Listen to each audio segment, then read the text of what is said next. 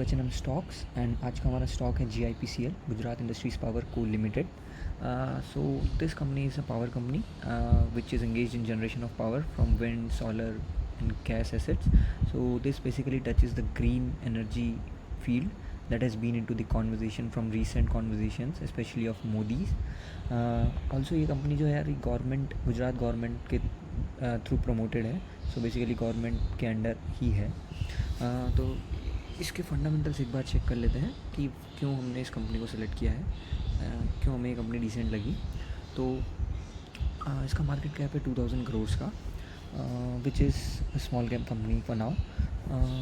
अब इसका current price देखें तो 141 है, बट इसका बुक वैल्यू 209 है.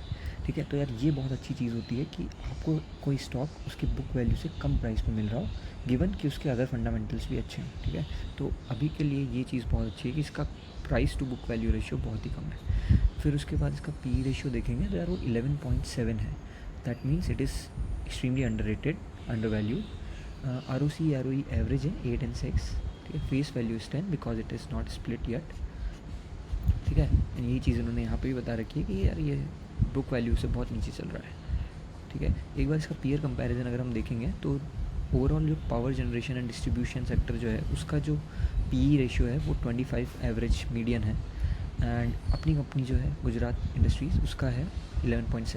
दैट मीन्स कि अगर कंपनी अच्छा करती है फ्यूचर में तो it has the potential to at least go to this median P, right. अपनी इंडस्ट्री को तो मैच कर सकते हैं, right. So ultimately leading to the stock price increase also.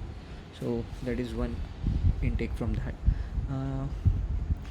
After that let's see the quarterly results. तो quarterly results यार इसका ठीक रहा है, मतलब नंबर्स ऑलमोस्ट सेल्स के इक्वल है. प्रॉफिट जो है वो सितंबर के बाद से देखें तो कंटिन्यूस इम्प्रूवमेंट है, so that is a good sign. उसके बाद अगर सेल्स देखें ईयरली तो it has been constant, almost constant numbers. ठीक है, और जो प्रॉफिट भी है वो ऊपर नीचे थोड़ा बहुत रहा है, बट नंबर्स आर डिसेंट कि 189 का रिसेंट इसने प्रॉफिट लिया है, दैट इज़ ओके. ठीक है, एक बार इसके बैलेंस शीट देख लेते हैं. Reserves and borrowings. सो यार इसने रिजर्व्स अभी रिसेंट से बढ़ाए हैं, बोरोइंग्स इसने घटाए हैं. That is a good direction. And the ratio of borrowings to reserves which we also call as debt to equity, that is also very less. Okay, so that is good. Now the next thing is cash flow, which I always lay much emphasis on. यार cash flow is कि company के पास कितना cash आ रहा है, कितना भी profit वो balance sheet में दिखाते हैं, बट असली में उनके पास जो पैसा आया है दैट इज़ कैश फ्लो. सो वो भी यहाँ पे काफ़ी डिसेंट नंबर है, 172 crore. That means they have cash enrichment. ठीक है, अभी एक बार इसका शेयर होल्डिंग पैटर्न हम देखें तो यार प्रमोटर्स में ऐसा कोई डिस्ट्रस्ट की बात इसमें है नहीं, क्योंकि काफ़ी टाइम से इन्होंने अपना जो स्टेक है वो मेंटेन कर रखा है. रीसेंट में एक डेवलपमेंट हुई है कि इस क्वार्टर में FIIs ने अपनी काफ़ी रीसेंट इंक्रीमेंट किया है अपने स्टेक्स में. एंड DIIs का बहुत माइनर सा डिक्रीमेंट है, that is okay. And public का भी डिक्रीमेंट है which is good for us, no worries. So overall इसकी अगर अपन फंडामेंटल्स की बात करें तो यार इट वॉज डिसेंट. मतलब अभी जो प्राइस पे मिल रहा है that considering that it is very decent. ठीक है, but that is not the only reason कि हमने आज स्टॉक को सेलेक्ट किया है. ठीक है, इसके अलावा इसमें एक और अपॉर्चुनिटी है, तो सीधे चलते हैं इसके चार्ट पे. ठीक है, तो ये है इसका वीकली चार्ट.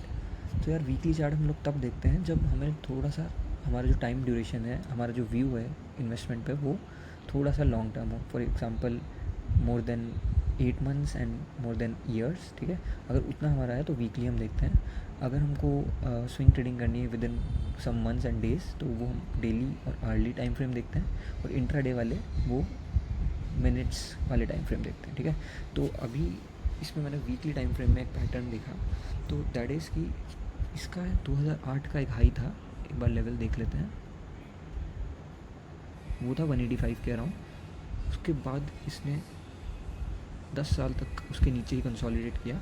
एंड उसके बाद एक लोकल हाई लगाया 2018-17 में 150 का. ठीक है, उसके बाद फिर 5 साल इसने उसके नीचे कंसोलिडेट किया. एंड अभी ये जो ट्रेंड लाइन बन रही थी इन दो हाइस को मिला के उसका इसने ब्रेकआउट रीसेंट वीक में ही दिया है. ठीक है, एंड इसमें एक और चीज़ नोटिस करने की है कि इसका जो तुम नीचे वॉल्यूम देखो तो this breakout is not seems to be a false breakout, right.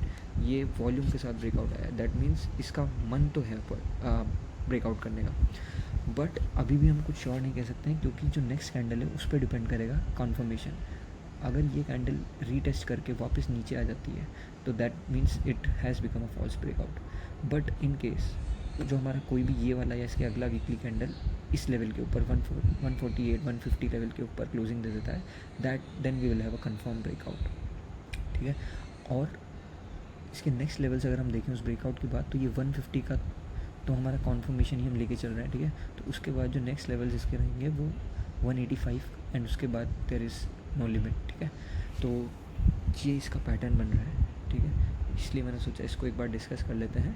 ये स्टॉक अगर अपन लॉन्ग टर्म के हिसाब से देखें तो यार नंबर्स वाइज डिसेंट है, तो लॉन्ग टर्म इन्वेस्टर्स को तो आई थिंक उतना डरने की ज़रूरत होनी नहीं चाहिए, ठीक है। बट अभी ट्रेडिंग करने वालों के लिए भी इसमें एक अपॉर्चुनिटी है, so that's why I thought कि इसको भी डिस्कस कर लेते हैं। बाकी देखते हैं यार क्या रहता है, वो तो टाइम ही बताएगा। एक बार इनकी वेबसाइट भी देख लेते हैं। तो ये इनकी वेबसाइट है, प्रॉपर गवर्नमेंट वेबसाइट। एंड यार वही है, गवर्नमेंट की जो कंपनीज होती है उसमें मेरा ऑटोमेटिकली थोड़ा ट्रस्ट रहता है कि कम से कम कंपनी डूबेगी तो नहीं, वैसा रहता है। तो उस हिसाब से ये सारे जो हमने डिस्कस किया, chart plus fundamentals, looks good for this company. So that's all for today's video. See you in the next video. Bye bye.